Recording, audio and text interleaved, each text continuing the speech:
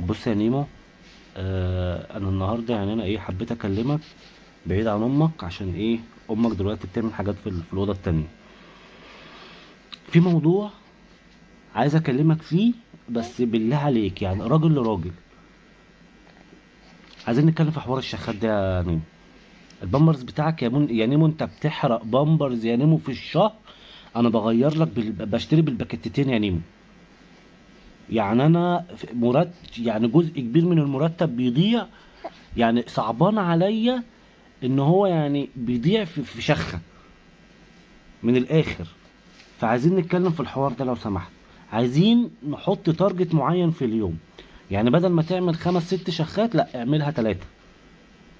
يا سيدي مش قادر تمسك نفسك، حاول يعني تعمل واحدة وتقضيها معريها من تحت، من غير ما تلبس بامبرز.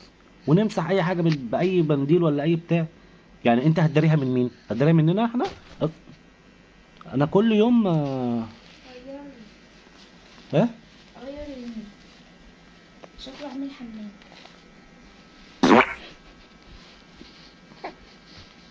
يعني شوف قلة الاحترام. يعني انا بكلمك وبتعمل حمام اثناء كلامي معاك بخصوص البيبي. انت عارف البامرز ده بكام يا نيمو؟ انت عارف ده بكام؟ عامل كام دلوقتي؟ في ايه يا ابني؟ هو انا شغال حرامي؟ انا شغال حرامي؟ بص يا ابن الناس، انا زي ما قلت لك، مره بامبرز ومره تعريها. انت مش هتكشفها يعني على حد غريب. ده انا وامك عادي يعني. انا وامك بنشوفها عادي.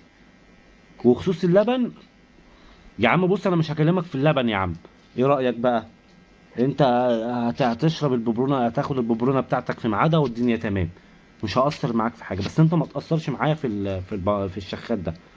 معلش، عشان انا ما مش هضيع فلوسي هباء. فبعد اذنك نكون رجاله كده ونفهم بعض ونقدر بعض، عشان اللي هتعمله النهارده اقسم بالله هيترد لك بكره. يعني لو شلتني في زنقتي ابنك هيشيلك في زنقتك. يعني يعني خف شخات. هو الكلام مش عاجبه. هو الكلام مش عاجبه. ماشي. انا يا اسطى هكلمك، يعني هكلمك شويه كده.